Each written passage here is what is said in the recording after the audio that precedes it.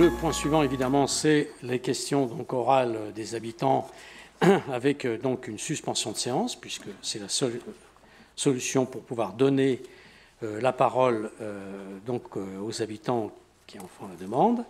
Et donc, je donne la parole à Madame Lage, et c'est donc Samia Kasmi pour une part, et pour l'autre part, Didier Debord, qui lui répondra. Madame Lage, vous avez la parole. Nous le savons, la crise sanitaire et la guerre en Ukraine, ainsi que la crise économique et sociale qui en découle, causent de nombreux maux.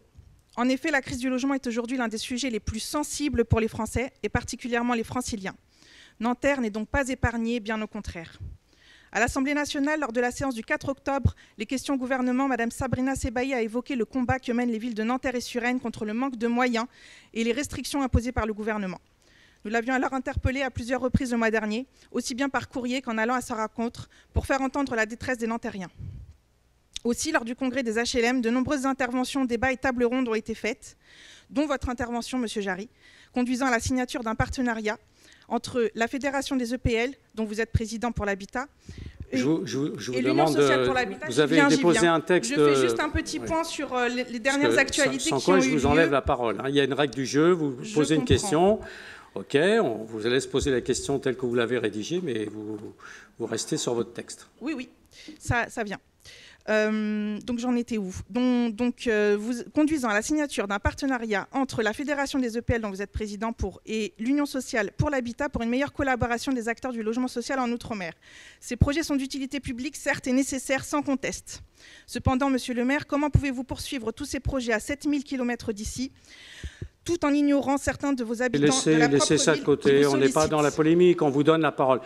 L'article 19 ne m'interdit pas d'ajouter des choses à mon texte. Si. Non, soit vous passez à... Cependant, les Nantériens, et vous allez, sans quoi je vous coupe la parole et je passe à la question suivante. Oui, Monsieur le maire. Par conséquent, nous avons conscience que ce combat se fait à travers différentes dimensions. Mais il serait bon, Monsieur le maire, Mesdames et Messieurs les élus, de regarder tout en bas de l'échelle. Concernant les demandes de logement social, l'attente est longue, nous le savons, mais nous ne cesserons de le dire, moins de 10% de mutation, c'est trop peu. Par ailleurs, lorsque les demandeurs sont dans des situations d'urgence, il est impératif d'agir au cas par cas, de les recevoir et de les accompagner véritablement. Cependant, les Nantériens constatent que les services logements de la ville, ainsi que ceux de Nanterre Coop Habitat, ne font que s'éloigner davantage de leur mission première, à savoir suivre et gérer les demandes et besoins des administrés. Comment peut-on gérer sans prendre véritablement en compte les besoins des familles? Suivre les dossiers sans rencontrer les locataires? Proposer des logements adaptés sans recevoir les demandeurs au préalable? Qu'en est-il, Madame Kasmi? Quand allez-vous véritablement recevoir les Nantériens? Quelques rendez-vous en visio ne suffisent pas, Madame Kasmi. Les critères pour être reçus sont tellement précis qu'il est quasiment impossible de vous rencontrer. Concernant les services, un appel par mois, ce n'est pas suffisant.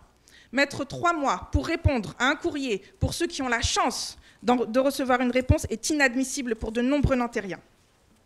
Aussi, le manque d'humanité, d'amabilité, de compréhension dans les échanges téléphoniques est un problème récurrent. Sans parler des erreurs dans les dossiers ou des courriers types, inadaptés envoyés sans réelle connaissance des dossiers de locataires. D'ailleurs, nous constatons de nombreuses irrégularités et incohérences dans les derniers barèmes de cotation qui ont été envoyés par Nanterre Coop Habitat. Monsieur Debord. Il est temps de rouvrir les forteresses. Et nous constatons que la communication est rompue depuis bien trop longtemps. Il est temps de rouvrir les forteresses, de recevoir en face à face, de répondre aux mails et aux courriers dans des délais raisonnables. Alors oui, depuis le mois de septembre, après nos revendications incessantes, une délégation de Nanterre Coop Habitat se déplace enfin dans les quartiers prioritaires pour écouter les problématiques d'urbanisme et de rénovation, ce qui n'a pas été fait depuis plus de 3 ans. Cependant, quels sont les véritables projets concrets à venir? Quels en sont les délais? Aussi, Nanterre avait promis de s'affilier à la plateforme Île-de-France Échanger et Habiter. Qu'en est-il, Monsieur le maire? Cela permettrait pourtant d'ouvrir d'autres possibilités pour de nombreux ménages. Il est vrai que le parc social est important sur la ville de Nanterre comparé à d'autres villes limitrophes. En revanche, il est encore en très mauvais état. Comment expliquez-vous qu'il y ait des appartements visités une dizaine de fois et qui sont refusés malgré l'urgence des familles?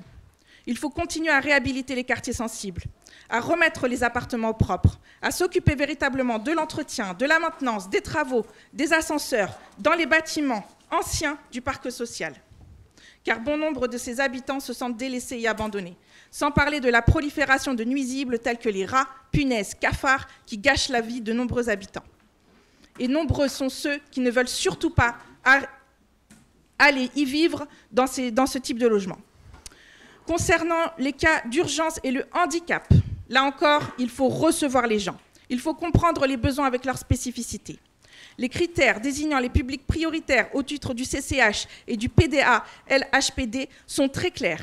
Le handicap à 80% n'étant qu'un seul des nombreux critères existants.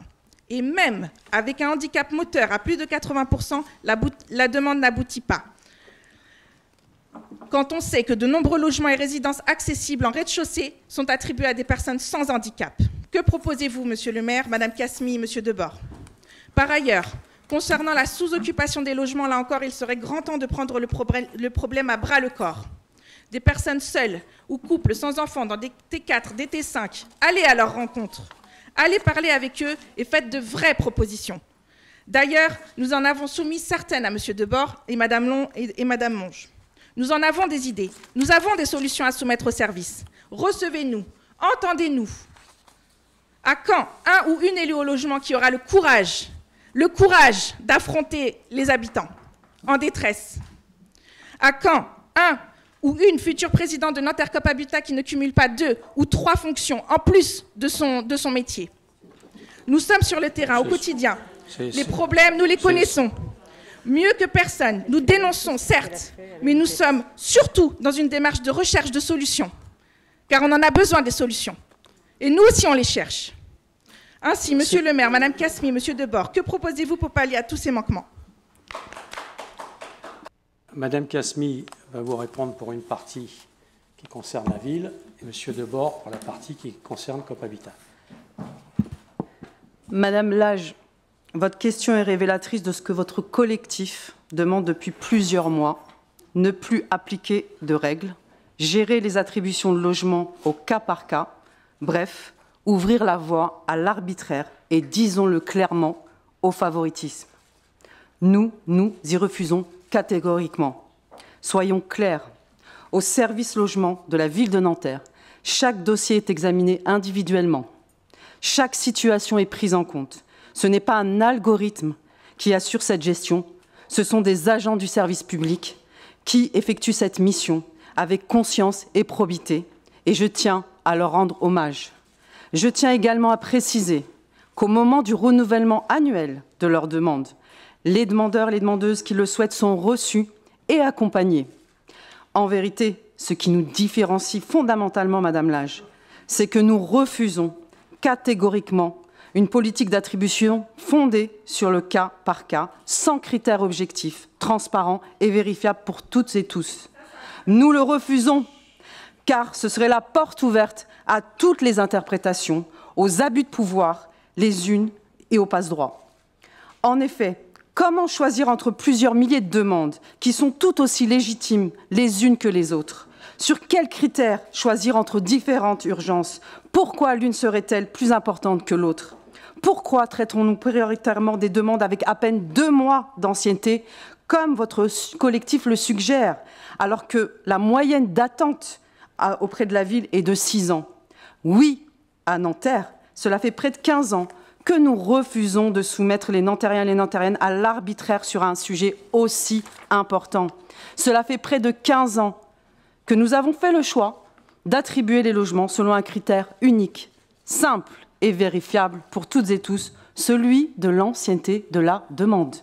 Depuis 4 ans, pour que chacun puisse vérifier, nous publions dans Nanterre Info les anciennetés des demandeurs et demandeuses qui se voient attribuer des logements par la ville.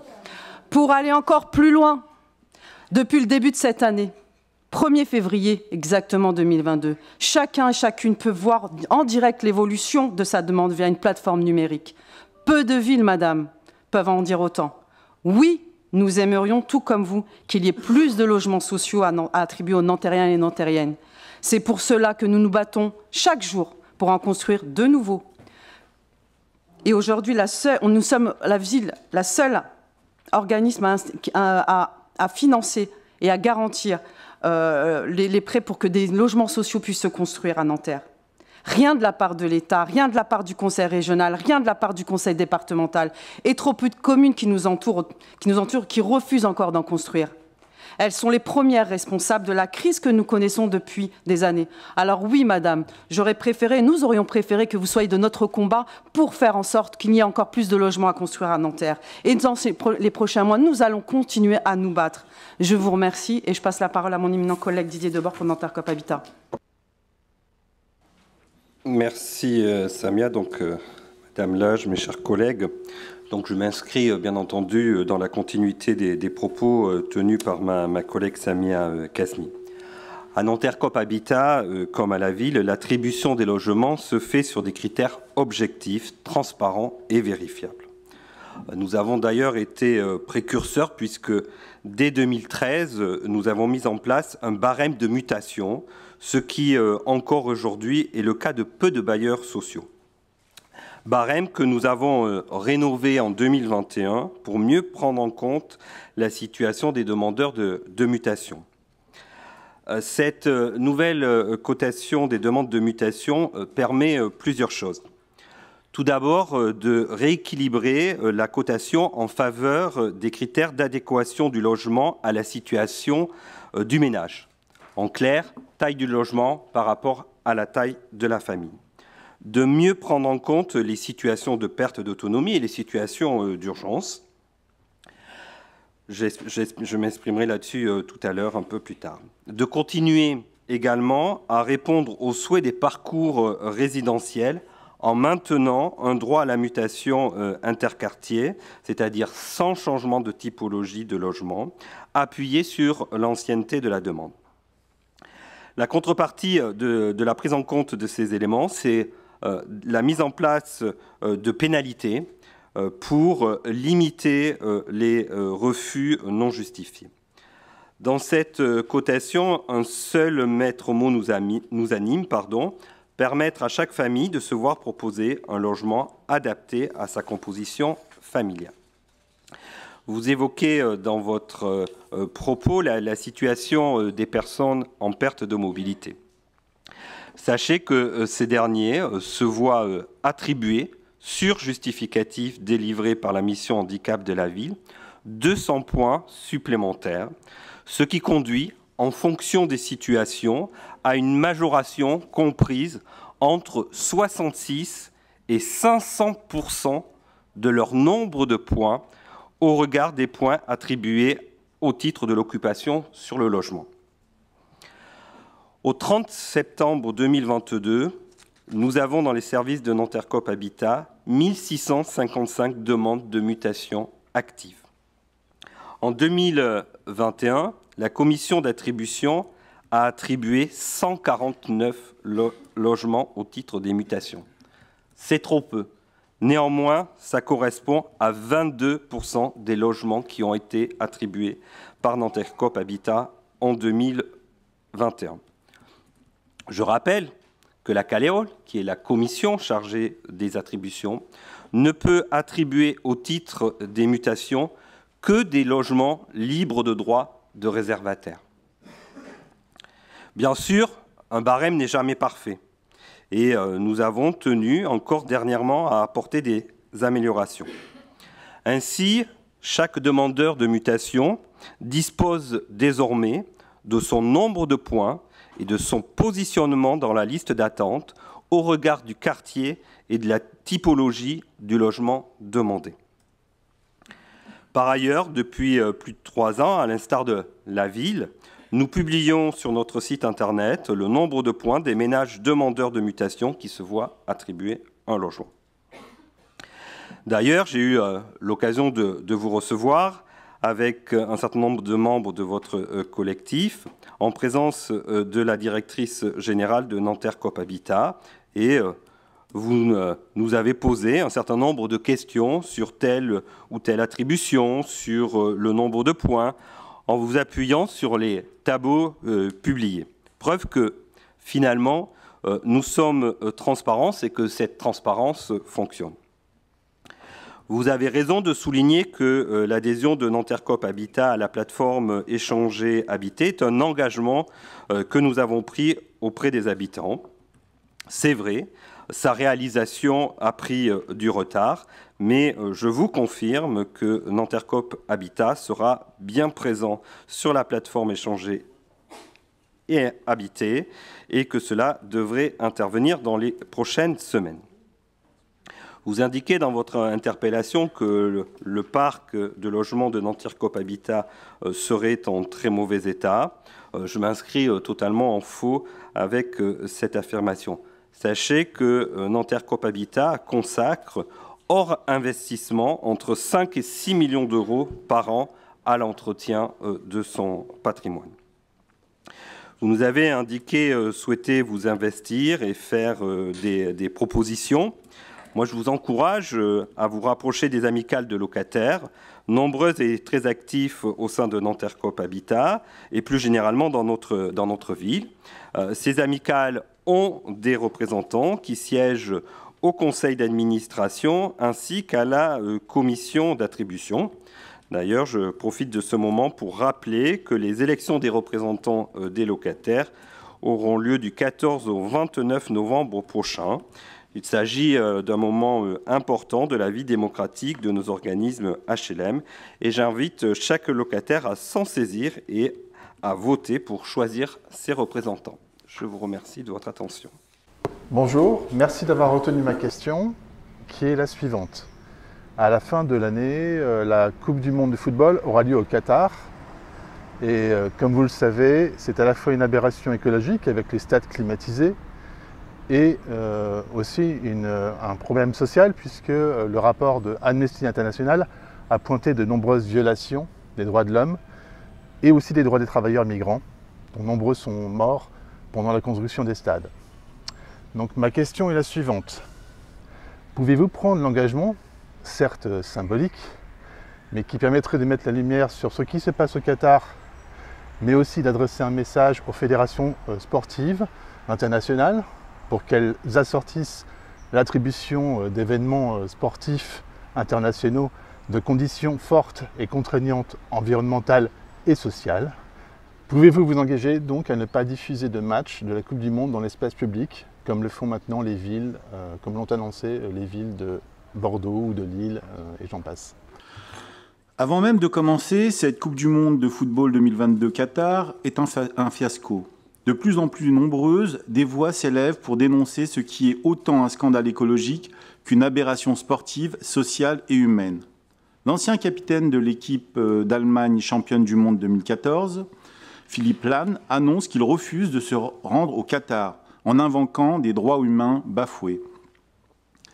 Deux anciens joueurs emblématiques de Manchester United, Gary Neville et Eric Cantona, dénoncent ce qu'ils qualifient de folie et de stupidité.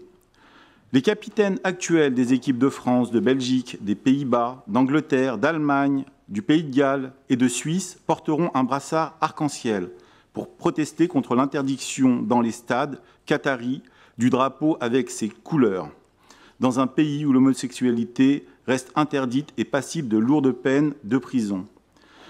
Une aberration en effet, car que vient faire la Coupe du monde de football dans un pays où les niveaux de chaleur et d'humidité sont totalement incompatibles avec une telle compétition? Qu'à cela ne tienne, la FIFA a bousculé les calendriers et les autorités qataries ont fait construire des stades à marche forcée au milieu du désert, dans des conditions sociales lamentables. Certaines ONG annonçant les chiffres de plus de 5000 morts sur les chantiers. Des stades équipés d'un système de climatisation capable de faire baisser la température de 15 degrés, alors que le Qatar figure déjà dans le haut tableau des pays qui rejettent le plus de CO2 par habitant au monde. Ajoutez à ce scandale écologique des règles imposées aux supporters dignes d'une véritable police des mœurs et d'un mépris des femmes, et vous comprendrez pourquoi la coupe est pleine. Le grand responsable de cette situation s'appelle la FIFA, la Fédération internationale de football, a vendu l'événement au plus offrant, et pour remplir ses caisses déjà bien pleines. Elle a tué le rêve attendu tous les 4 ans pour la planète foot. Dans un tel contexte, il est évidemment exclu que la ville de Nanterre accompagne cet événement, de quelque manière que ce soit. Comme dans plusieurs villes qui l'ont annoncé, il n'y aura à Nanterre ni fan zone, ni grand écran géant. C'est triste de voir jusqu'où peut aller la soumission à l'argent.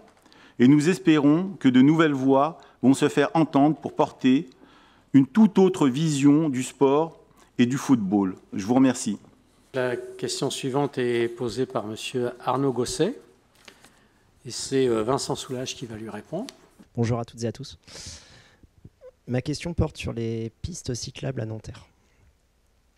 La ville de Nanterre communique régulièrement sur le développement d'une politique en faveur des mobilités douces, dont le vélo. En effet, des pistes cyclables ont été créées ces dernières années sur les voies de la ville. Pour autant, de nombreux Nantériens et Nantériennes constatent et regrettent que l'avenue Joliot-Curie n'est toujours pas couverte par une véritable piste cyclable. Il s'agit d'un axe très fréquenté par les voitures, mais aussi par les piétons et les vélos. Il est regrettable que cet axe ne permette pas aux vélos de circuler dans des conditions sereines et en sécurité. Pouvez-vous m'indiquer si la création de pistes cyclables fait partie des projets de la ville? La mairie de Nanterre est entièrement favorable à la mise en place d'un aménagement cyclable sur l'avenue Joliot-Curie. Cette avenue, qui est une voie départementale et non pas communale, et son aménagement dépend donc du conseil départemental. Cette avenue, donc, a fait l'objet d'études et de propositions de la part de nos services par le passé, afin de sécuriser les trajets des cyclistes et des piétons. Malgré ces études solides, le préfet des Hauts-de-Seine y a longtemps opposé son veto. Interrogé par l'équipe municipale, celui-ci n'a pas répondu au courrier que nous lui avons envoyé à ce sujet depuis juin 2020. Pourtant, force est de constater que l'utilité d'un tel aménagement se confirme chaque jour. Vous l'avez relevé et nous pouvons vous le confirmer, même en l'absence d'une piste dédiée, le nombre de vélos observés sur l'avenue Joliot-Curie a doublé en l'espace de 3 ans. Il semble aujourd'hui que la préfecture ait entendu raison. Et c'est donc avec plaisir que je vous informe que la municipalité a reçu, au mois d'août, un projet d'arrêté annonçant des travaux d'aménagement cyclable sur l'avenue Joliot-Curie avant la fin de l'année 2022. Nanterre s'est bien entendu prononcé en faveur de cet arrêté et nous nous réjouissons de cette avancée pour les vélos et les liaisons douces. Et nous sommes confiants dans le travail à venir avec les services du conseil départemental pour définir la forme des aménagements cyclables que nous le faisons pour d'autres voies départementales. Je vous remercie.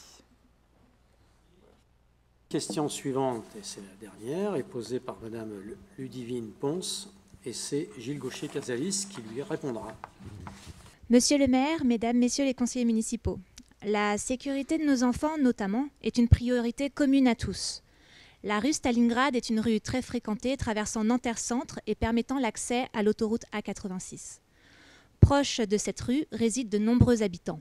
Elle comporte notamment une école de musique, au 31, l'école Sainte-Geneviève à proximité, rue Volant, le conservatoire de musique, rue des Anciennes Mairies, et le parc des Anciennes Mairies.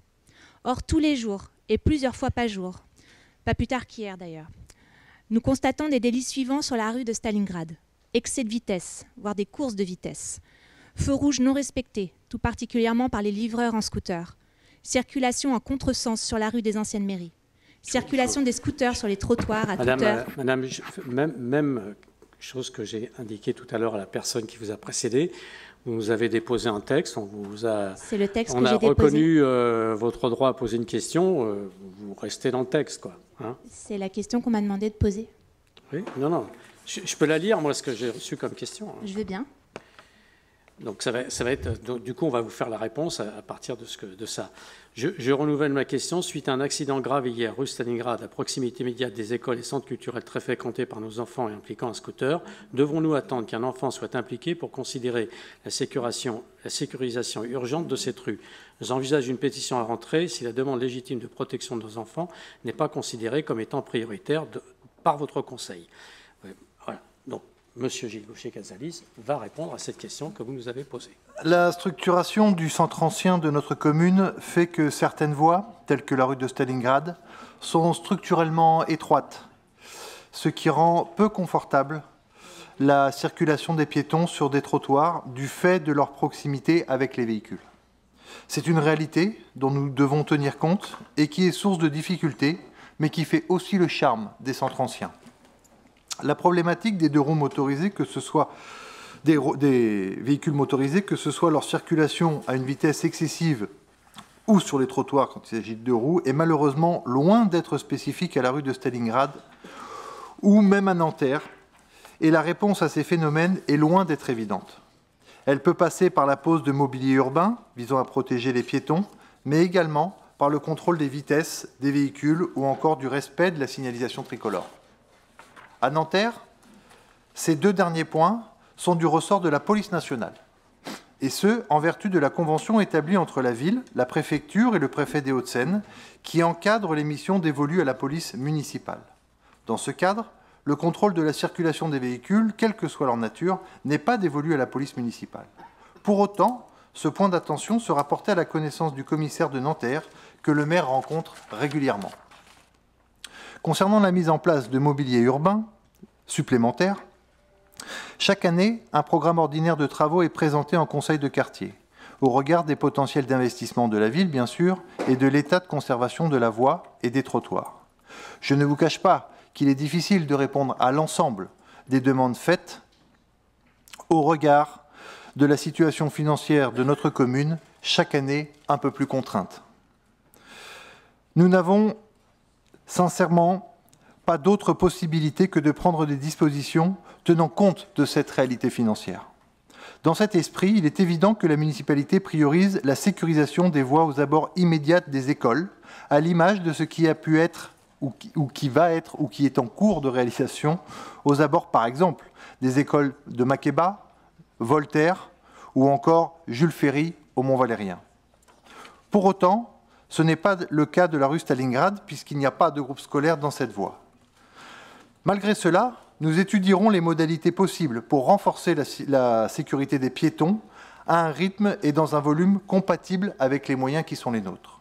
Enfin, vous évoquez un accident grave de scooter qui se serait produit le 7 août dernier, puisque votre question comporte la mention « hier » et que vous nous l'avez adressé le 8.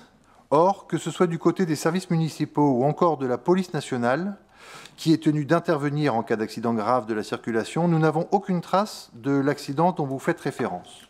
Pour autant, nous entendons parfaitement la légitimité de votre problématique et nous vous assurons de notre mobilisation sur le sujet de la sécurisation, en particulier de nos enfants. Je vous remercie.